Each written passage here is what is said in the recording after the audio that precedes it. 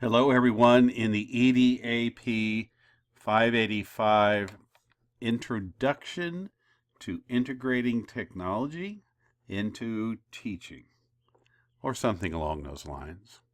You will be henceforth be referred to as 585ers. This is a survey course that basically tries to take a 50,000-foot view of successfully integrating technology into education at all levels, and to look at the issues that are out there when it comes to trying to do that. But we will be dipping down into a much more focused view because we'll be using a lot of different tools, which I hope you will steal and use. A lot of the tools that I will be showing you require a user account paid. I have already paid for that account, and you are more than welcome to use it. We will be starting off with a book study called Stratosphere from Mike Fullen. Dr. Fullen is a Grawemeyer Award winner from the University of Louisville. He is also the former dean of the University of Toronto's College of Education, otherwise known as OISE, the Ontario Institute of Studies in Education. I have spent some time there. And his book is a simple read. It's a very small book. And I hope that you will find some use to it. We will be using various tools to take that book apart, and we will be sharing our creations with each other using multiple social tools. We'll be using things like Edmodo, VoiceThread, Schoology, quite a few. We will be looking at the underpinnings, the theoretical frameworks about all of this. And they are three. There's TPAC, SAMR, and UDL. So these first two modules will be pretty much what we have to do to kind of pay homage to the fact that we are at a research, tier 1 research university. But then we start doing the fun stuff. We start getting into the stuff that we're really interested in. We're going to talk about how we can have our own teacher-created content that we can share with students through the idea of a ubiquitous classroom. And we're going to do that in multiple ways.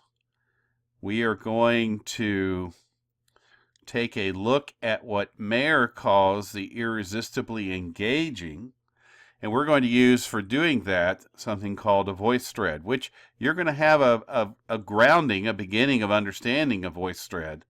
But I wanted you to think about VoiceThread as a tool for teaching as well as just a tool for collaboration. Well, I should say for teaching and collaboration. We're going to be looking at something called Edpuzzle for assessment because it's just too cool to not take a look at. And Edpuzzle allows you to then speak to, hope I'm not making you sick with all this scrolling up and down. Edpuzzle allows you to get at this idea right here, which should be at the heart and soul of any conversation about technology use in education, because the mantra of universal design for learning, quite simple, is multiple pathways in, multiple demonstrations of understanding for students. In other words, if we can present our content to kids in multiple different ways, they all can then participate.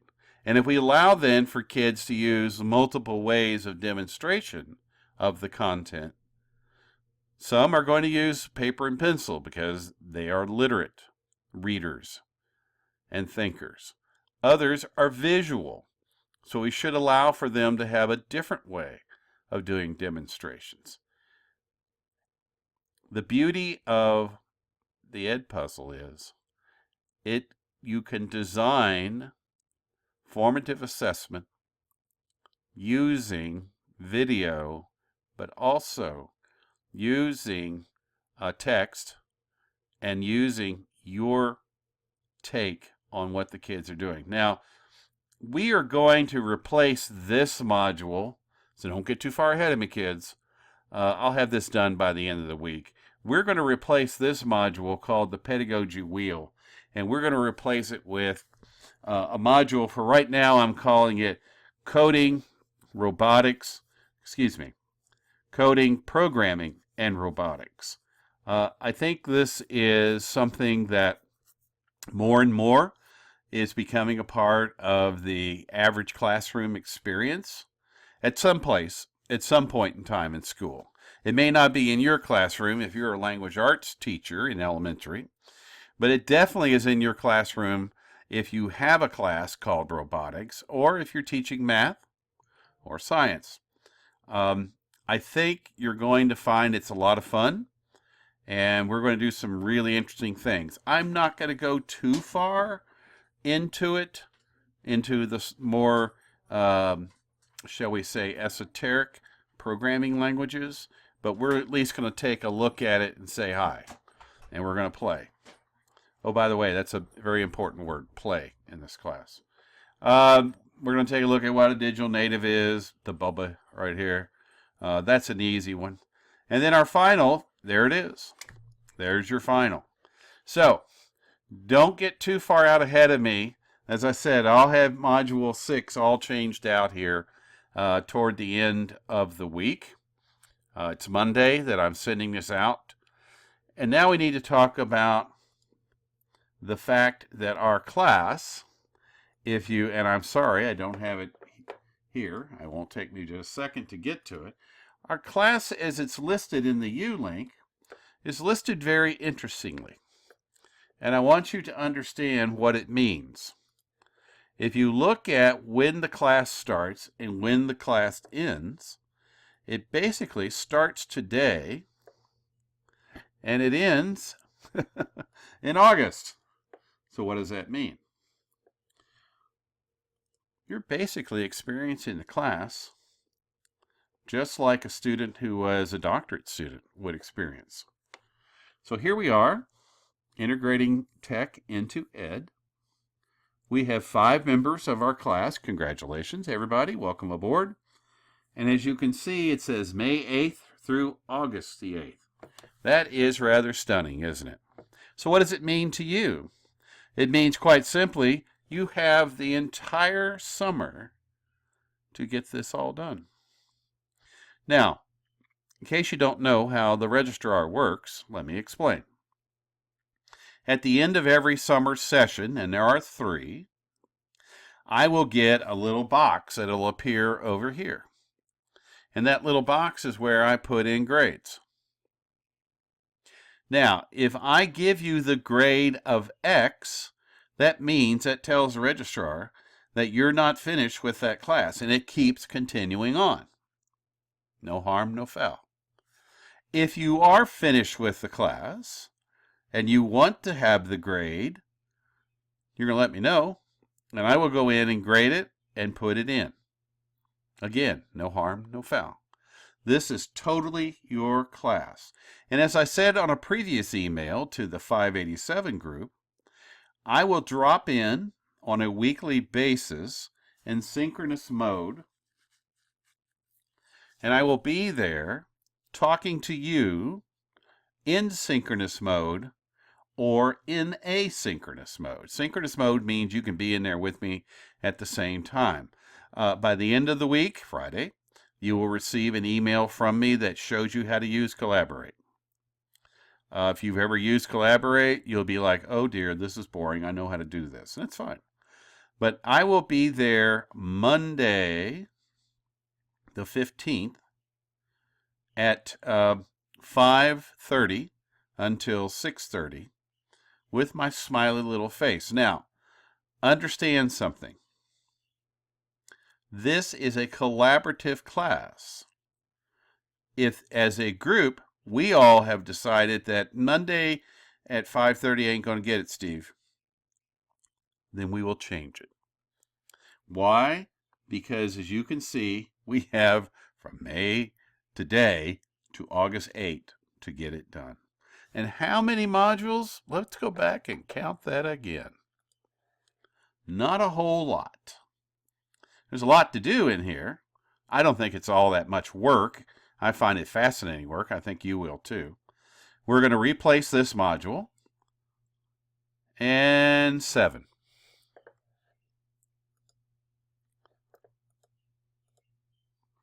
So it could be that you'd be done very quickly.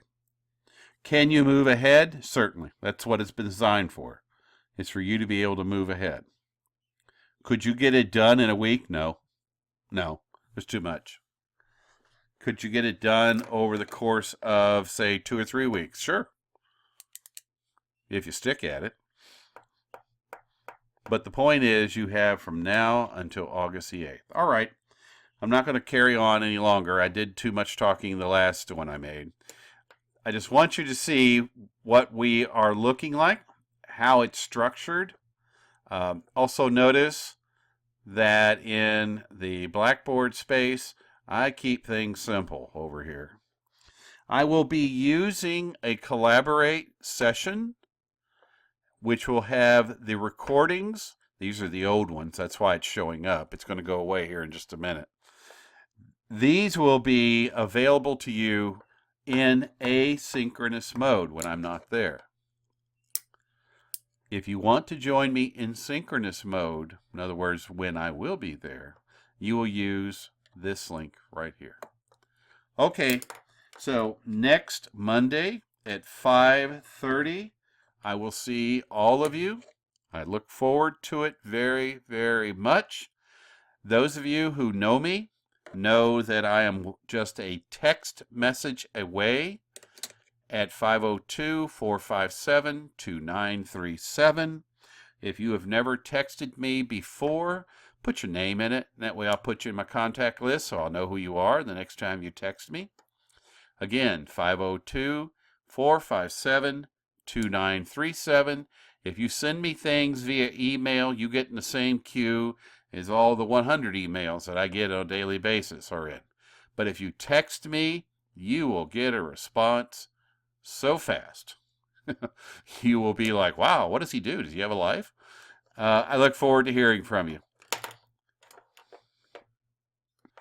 Hello, everyone, in the EDAP585 Summer 2017 class.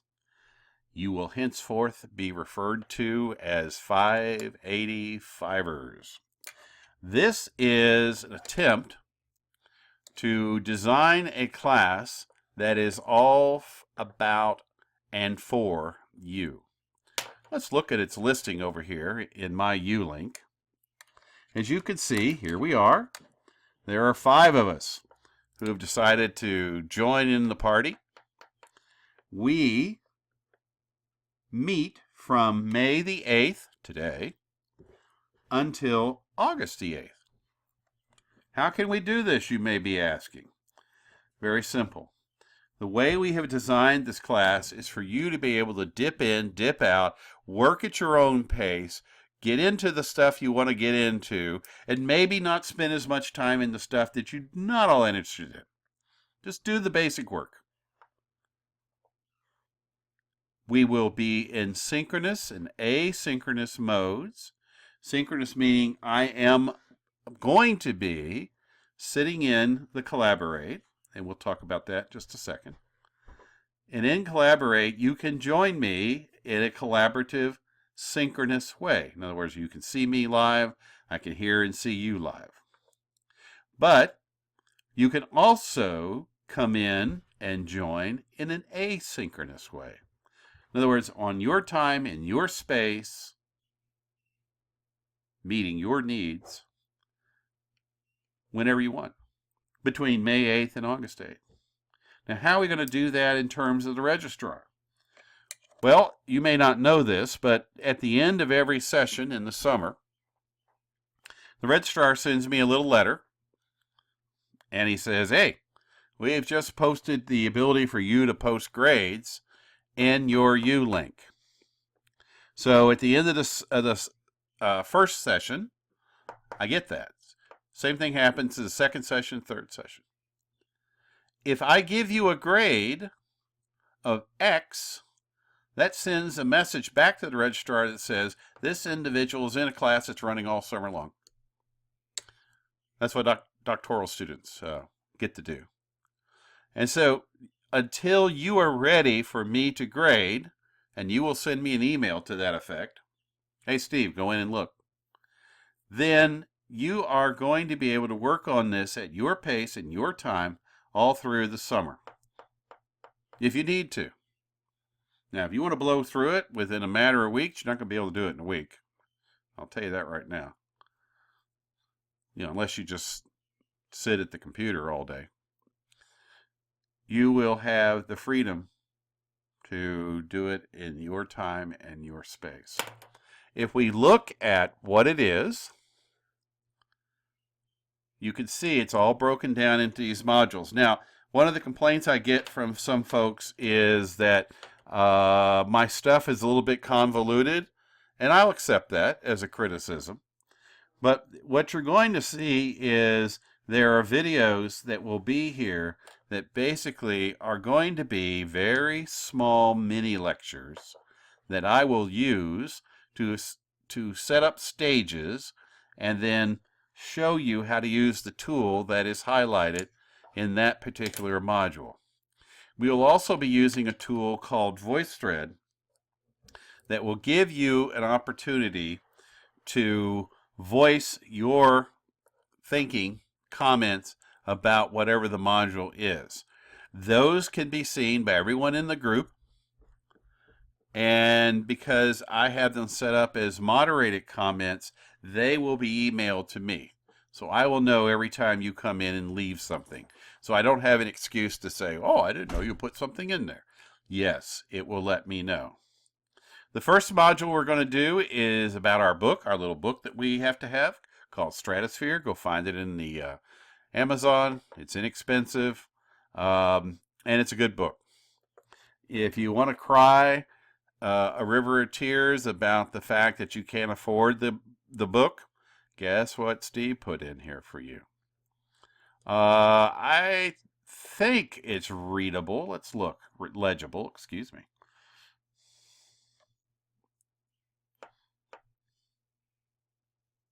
Yeah, it's fair. I would get the book. It's a great way to start a discussion at your school about why technology should play a role in school other than just the computer labs. We're going to use a tool called Pictochart the first time out. We're going to use a tool called Edmodo.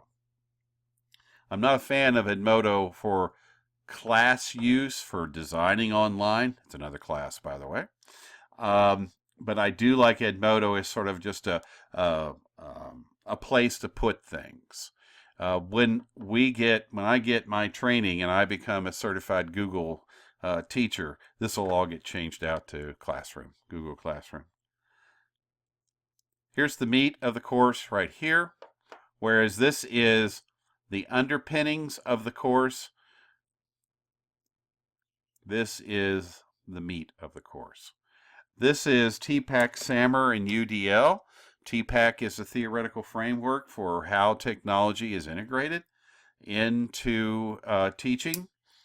SAMR is basically a practitioner's way of looking at how technology can be utilized in schools. You would never have a conversation at school about TPAC. You would have a conversation at school, and you may have had it already, about SAMR. The last one is near and dear to my heart. It's called UDL. Universal Design for Learning. UDL is probably, I think, the most powerful message that we can send about technology use in school. Very simple idea. There are multiple pathways in so that everyone can interact with the curriculum, and there should be multiple pathways for demonstration of understanding of the curriculum. universal design for learning was based upon, and we will go into this, it was based upon good brain research. And one of the things that just makes sense to me is, after all these years of teaching, it just makes sense to me. But what it really does is it leverages the power of what technology is and can be for all kids to be able to participate. So we spend some time with that. And then the fun starts. We start developing our tools that we can use. We're going to build a wiki space. We're going to build a YouTube channel. We're going to use the YouTube channel not as a creation platform, but as a storage closet. And we'll talk about how you can use YouTube as a platform. But I'm finding more and more that using YouTube as a platform is problematic, mainly because Google keeps trying to leverage YouTube as a revenue generator. And it's becoming harder and harder for us to use it in schools. We'll take a look at SchoolTube, because that's an alternative to YouTube, but I'm not so sure if it has the abilities that YouTube has. We're going to talk about, this is right out of the book, right out of the Stratosphere book, called Irresistibly Engaging. You need to understand how to use some tools that you can use to develop your content, so that within the ideas of universal design for learning, kids have multiple pathways in, with multiple pathways of demonstration of their understanding. We're also going to take a look at something called Edpuzzle. I love Edpuzzle.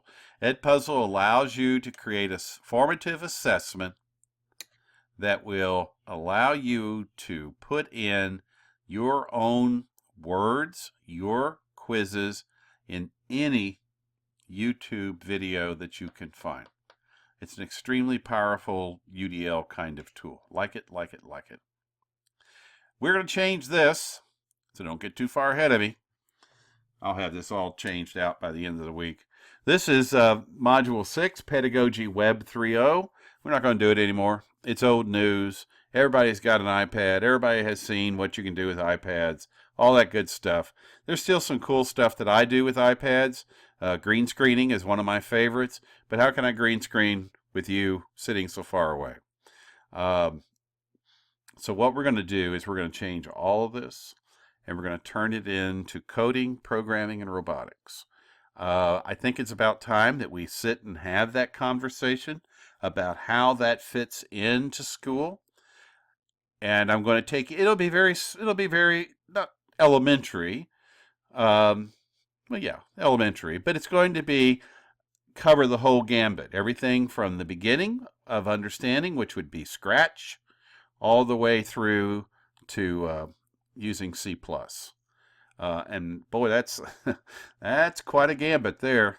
There'll be a lot of videos in here and a lot of online work for you to do in actually designing stuff. The beauty of using tools like this that you're going to learn is they can easily be transported from their site where you do the coding and the programming into that wiki that you're going to create. And so the ability for you to create and share with kids, and kids to create and share with you, becomes very, very simple. And then the last thing we'll look at is kind of what this is all about, and that's the digital native, the bubbly up there. This is a quick, sort of down and dirty kind of examination of where did all this come from. And there he is. That's where it came from. That's the guy right there. He created the idea, or the term, digital native. Did you know that? And then this guy, who I don't have a picture of, Dan Tapscott, created the whole idea of what the millennial supposedly is based upon. And this is a very long PowerPoint about how digital natives have sort of developed into the group of kids that we think we have today. Now, here's the problem with digital natives. If you've ever worked with kids with technology, one of the things that you'll discover right away is they really don't know all that much. What they do have, though, is they're unafraid to play and to touch and to work with. They still have trouble with typing. Hello. They still have trouble with hand-eye coordination, moving this mouse around. Those are skills that they can pick up pretty fast. Typing is the new handwriting skill. I think we all can agree on that.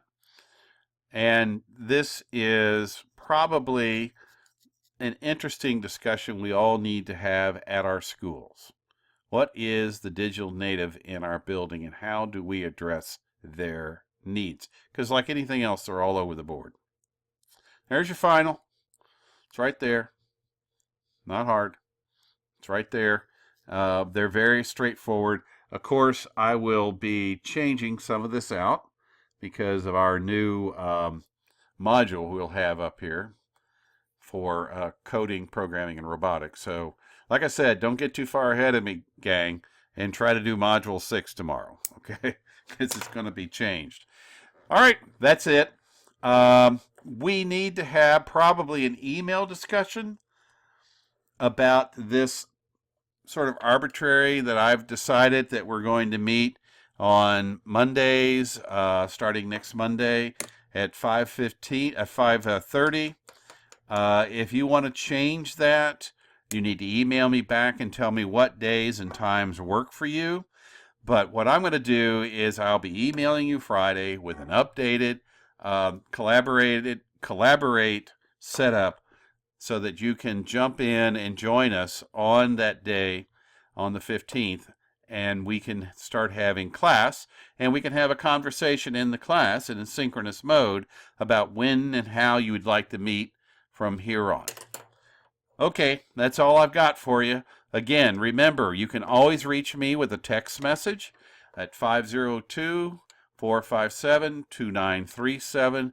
You will find that if you email me, it gets lost in the hundreds of emails that I get on a daily basis.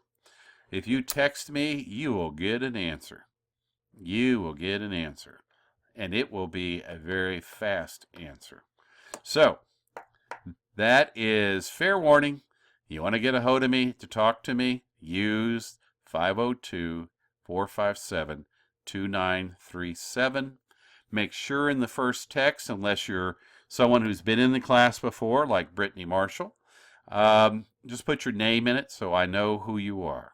I look forward to working with you, and I hope you're going to enjoy this. I think it's going to be really a cool way to do class, and I look forward to doing this more and more each summer. Thank you again for coming aboard.